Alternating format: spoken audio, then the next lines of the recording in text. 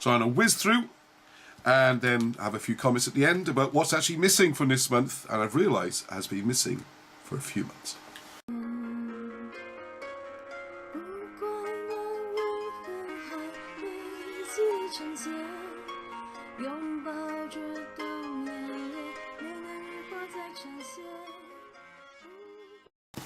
Hello and welcome to another magazine review. This is the January 2018 issue of Wargames Illustrated, issue number 363, and the theme is Wargaming Hollywood. A little bit bizarre, you might think, but actually some very interesting articles in here.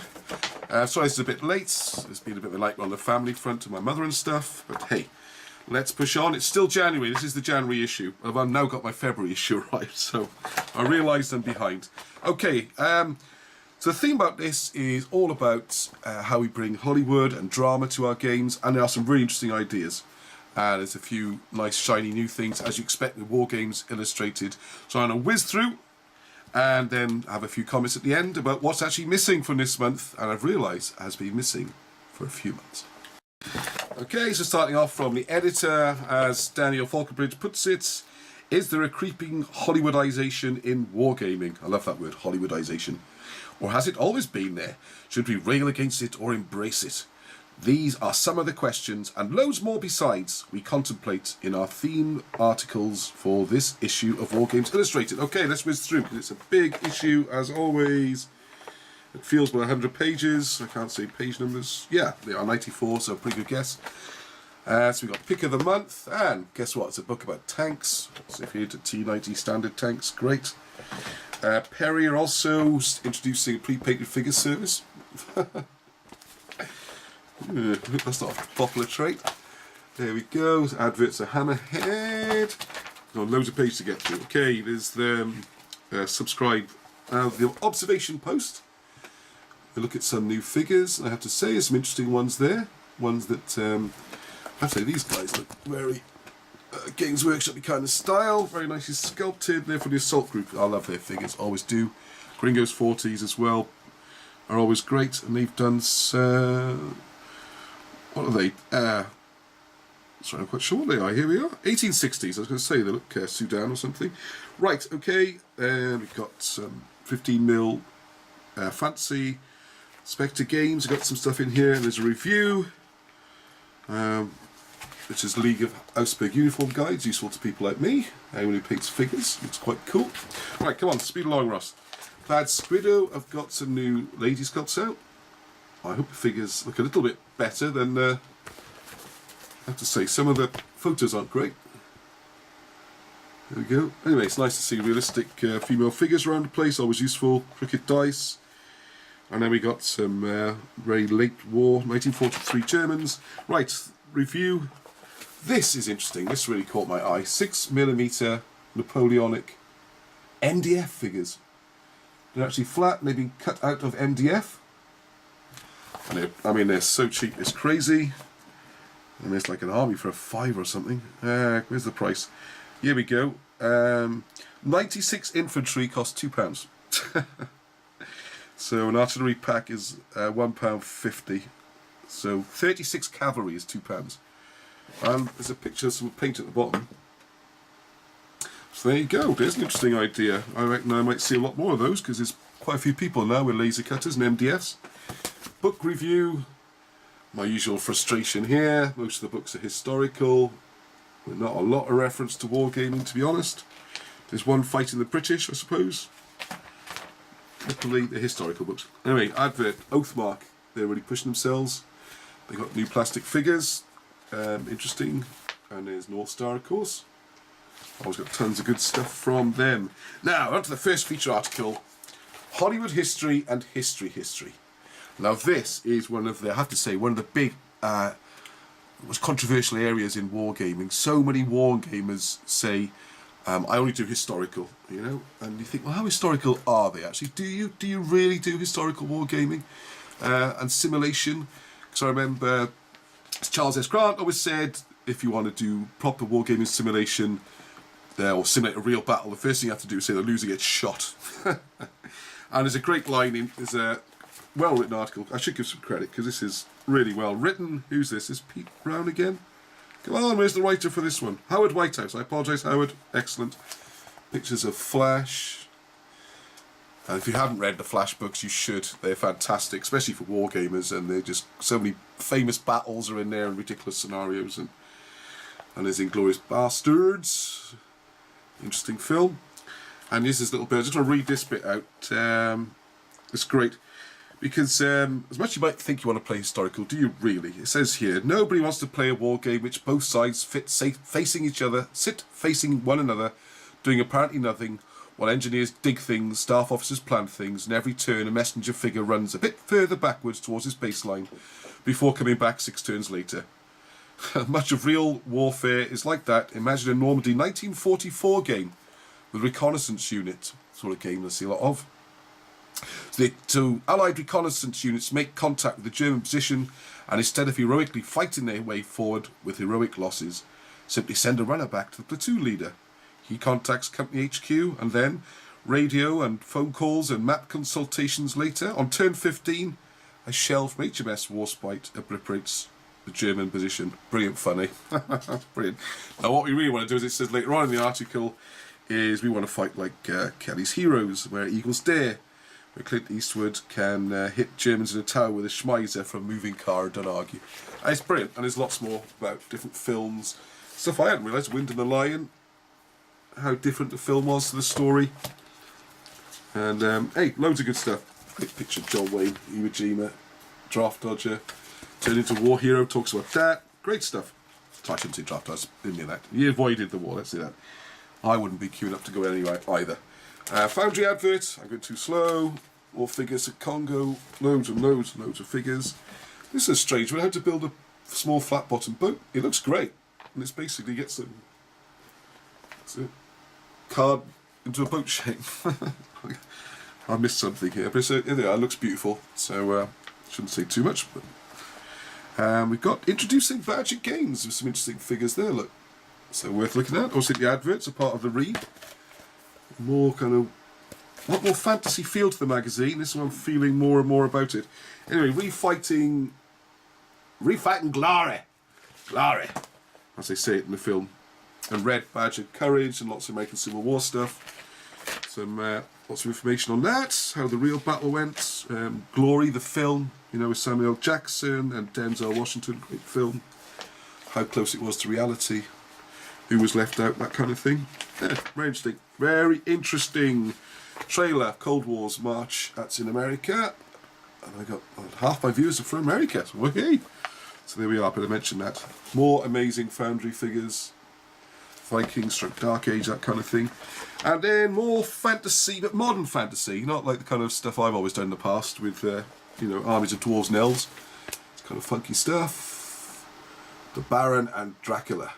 Curse, and this is based on Dead Man's Hand rules, which were largely developed in Firestorm, my local wargaming club. And whoever's painted these has done a magnificent job. Looks fantastic. I'm sure if you're into that kind of thing, you'll get lots in here. I do feel this magazine's going more and more towards the gamey end and less towards the wargamey end. Lots of nice speed up, Flames of War advert, Wild West Exodus. And this, I thought, was a great article. And this is primarily looks like a World War II article, but it's not really. This is talking about, who's this? Nick Buxey, another good writer, another good article. And here is talking about how to make a game really come to life for gamers. And, oh yeah, just to prove it's not just tanks and stuff, it's some medievals. I guess El Cid, I believe. And he puts 4 guides to doing it, and one is a strong storyline or narrative, the second main characters of which the audience can identify, heroes or anti-heroes, then believable settings, and a climax. So, it's very good the way he's done it, and brilliant ideas in here. I have to say, I like the sound of his games, and would like to play them. The obligatory sharp picture, we have to have one of those every month. What's he done in here though? Yeah. Okay, that's very good. And then special on the game, which I actually saw and included in my Reading show review. Fantastic, massive game based British against Turks, World War I, Middle East. What I hadn't realised is how much of it was scratch built. So in here, how he built the guns, the missiles. I mean, it's amazing. Absolutely amazing. And I think most of it, they've just built it themselves, group of guys. Good effort, guys. Figures. They've converted some to suit the period, changed hats and helmets. And I'll tell you, whether you're into World War I or just modelling or just love a bit of eye candy, this is superb. Look at that. It's amazing, amazing, amazing, amazing. Very interested. Not a period I ever really do, although if you're going to do World War I, I fancy the Middle East, a bit more movement and cavalry and all that kind of stuff. Anyway, more figures from Curtis. Nice looking new range of picks. Come on, push on, push on, push on, push on. Ah, here we go. Turning America into big screen hills. Talking about the real, well, I say real. There's games like On Guard, Fistful of Kung Fu. Pete Brown has written this. And he's saying how, and it's funny, my old friend Dave always said when I painted his figures for him, and I met him as he was a customer originally, we became good friends over the years, how he wants to paint it just like they were in Hollywood. Hollywood real. And there's a lot of talk about that, and I think most war games are a bit of Hollywood in it, because most of warfare is just boring. It's sitting around, isn't it? It's logistics, it's all that kind of stuff we don't do much of. And it's great. Fort Apache, one of my all-time favourite films, talks about there. But this is the masterstroke.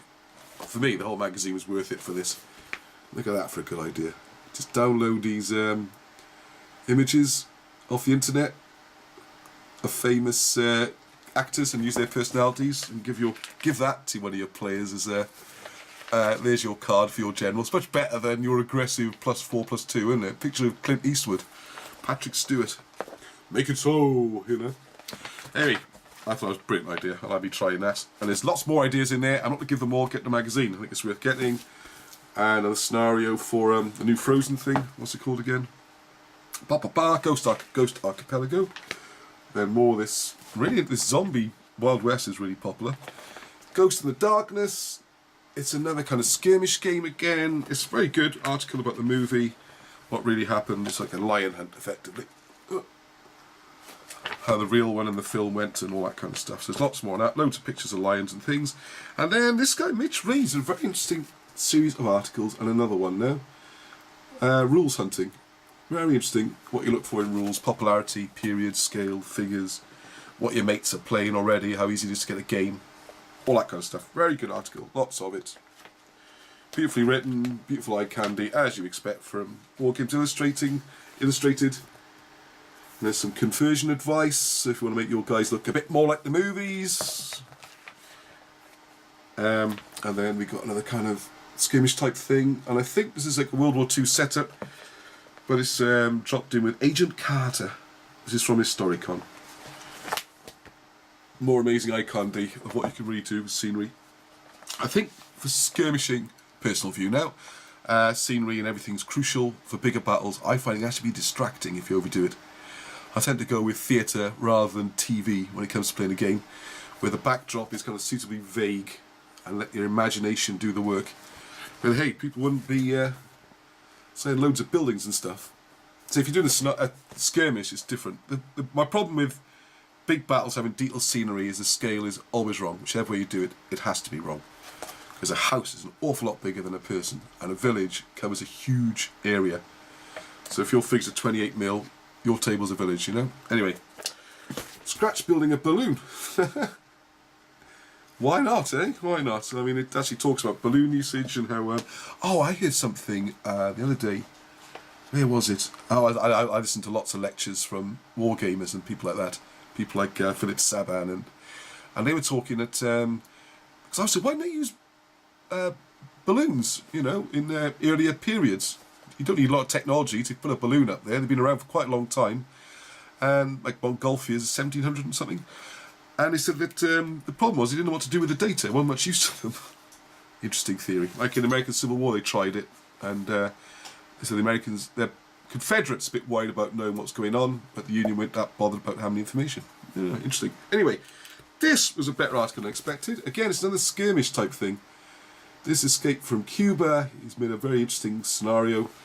A bunch of French pirates and you end up stuck because your ship's been taken. I won't spoil the story. No plot spoilers. Good scenario. You know how to make rubble. So there's a lot of articles are making rubble these days. I'm sure that's a few issues in a row, but I'm not really sure. Okay, almost finished. Company profile, little puff piece on Badger Games, how lovely they are and wonderful. And then the adverts. There you go. Back in there. Alright, I'm almost up on time. Right, sorry, there we are, more Foundry. Back cover, as always, Gripping Beast, whose range of stuff is now massive. I think it's been... Right, now, just want to quickly talk about this. I made a few notes, because I think when I noticed the trend of Wargames Illustrated is going almost everything in there, either general articles, which are great to read, and it's good coffee table stuff, or very skirmishy. Have you noticed? There's a real pull towards the kind of games. I say, all games, I know, as opposed to battles, you know. And also the whole magazine, I noticed, I went through and had a good look at it. There's nothing there for Ancients, for example, or Dark Ages, or even Napoleonics. I mean, there's kind of American Civil War from the point of view of some scenarios, but there's no real rules discussion of big games, no real battle reports. I wonder if more and more of that's going online. I mean, you know, as I do battle reports, a lot of other people doing more of them. And it's really starting to feel, I guess it always has, but it's like a brochure of what's new and shiny and the big budget games that are being supported. So I hope that's not going to be at the exclusion of everything else, but a very enjoyable read, very glossy, good fun. I'll give it an 8 out of 10 because I really enjoyed some of the articles. Those missing points, I'm going to have to start putting some more stuff in about the other periods to get to nearer to a 10. But hey, let me know what you think. I hope you enjoyed it. Please also try and subscribe if you can, because YouTube are changing the rules and I need to get more subscribers for various reasons. Alright, so thank you for your help on that. And until the next time, keep rolling. This is the December issue. I'm just looking for the issue number. Got or on.